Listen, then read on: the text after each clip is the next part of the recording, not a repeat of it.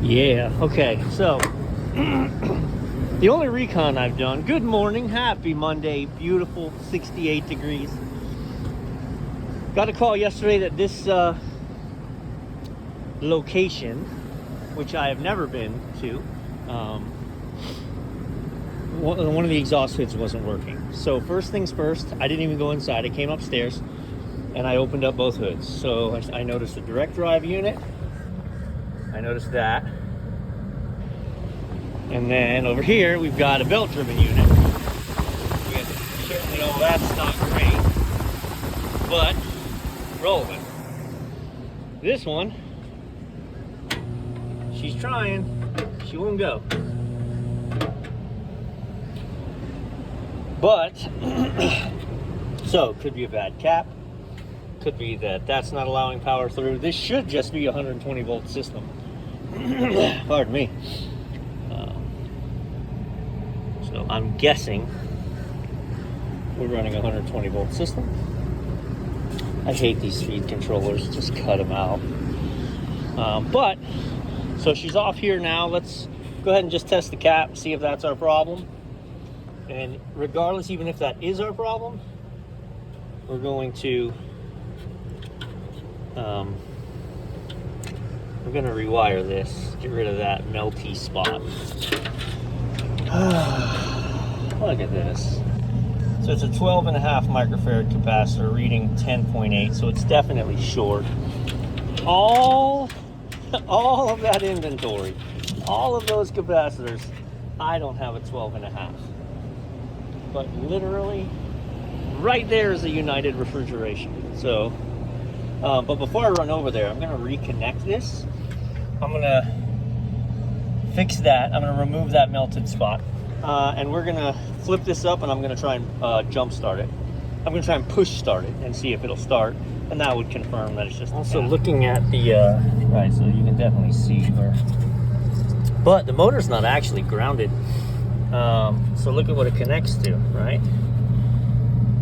So you've got the far right-hand terminal, which is your neutral. And then you've got third terminal, which is the black wire. And then you've got the green, which is no wire. All right, so I've got it off here. And I'll tell you what, she won't even turn. Like, that is locked up, man. That is not a, I mean, it may be a cap issue at this point, or it may have started as a cap issue, but she will not go. And I can't even give it a push and then try and get it started because, boy. All right, so that motor's done. I unhooked the motor itself and direct wired. I'm getting 120 volts, so it's not a speed controller problem. It's not a capacitor problem because I actually threw a 15 on there just to bump it, see if it would fire, and it would not. So now I gotta hope they have this motor. Also, I want to show you something. See that?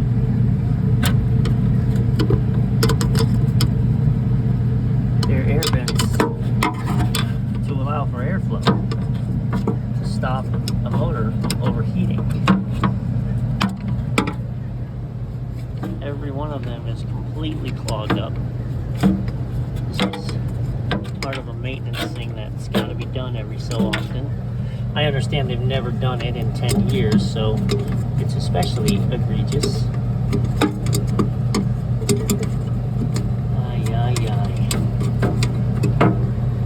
Funny play. We got to replace the motor, obviously. I haven't found it yet, but I have all of my resources working on it, and I know, being in the Atlanta area, even if I got to drive a little ways, I will find it.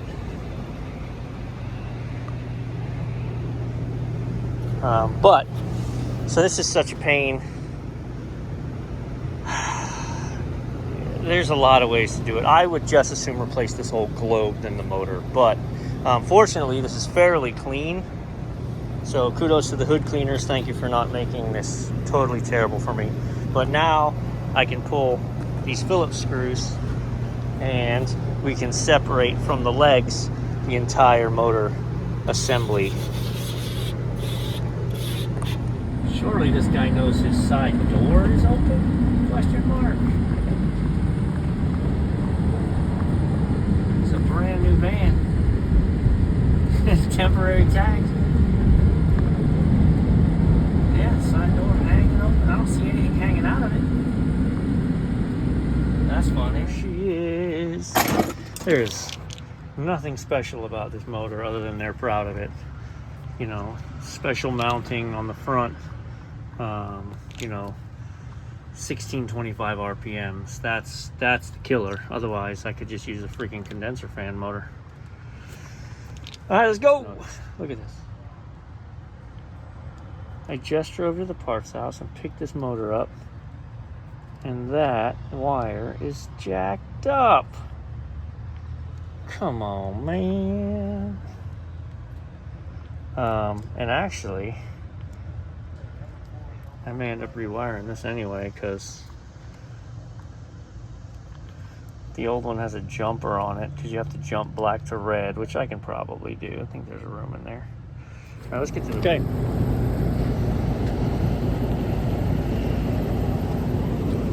You can see, clearly this is not getting the airflow it needed.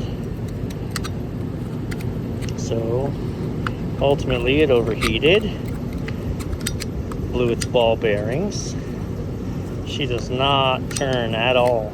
You could turn it a little bit when you had that belt or that fan blade on it, just as a matter of you had a lot of leverage, but that sucker is locked up. So, okay. So what we've done is left everything just like it was. And I confirmed, like, blue and orange has jumped out. So looking at the low voltage, blue and orange is insulated together. So this is wired for, absolutely wired for 120 volts, which is what's coming in. She spins clean. We've got her at the same depth she was before. So we're gonna set this back on, get our brackets on, screw her down, and get her fired up before the lunch rush. All right. So we got rid of the speed controller. I grounded the motor. She's grounded there. This is junked. Everything's set for 110. What I didn't check before we just turned it on, let's look at the rotation here. So yellow on the bottom, yellow on the bottom. So as long as they're in line, which they are, 3, 2, 1, like, hang on. So this doesn't like, this is really tough to turn on and off. And if I have to turn it off in a hurry.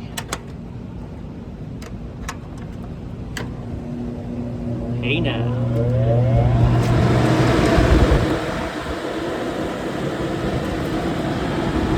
Yeah, baby. Really can't complain. It's a 2015 motor. It's expensive. It's a very expensive motor. But, I mean, you got 9 years out of it, and you abused it. No airflow. So, let's clean up all this mess. We pulled an amp draw. I pulled an amp draw on the unit, and she's pulling well under. The only reason it would be pulling over amps, one would be if I had it wired wrong, but two would be if the fan blade was really heavy and dirty, and I don't see that as what's happening. So, ouch. Hey, while you're here, we got a fly fan. It's supposed to come on with this, and it's not. Looking at power there. I'm gonna pull this off, see if we got power in, power out. Oh no. Fuego peligro. So I knew what breaker it was because I checked breakers first. And I killed what I believe to be this breaker. But we can see the problem here. Alright, so it looks simple enough. Looks like what happened was she broke it and then cut loose. wasn't touching anything. So why didn't the breaker trip? That's the best question. Why didn't the breaker trip? But I think I have a comparable switch to this for an ice cream machine.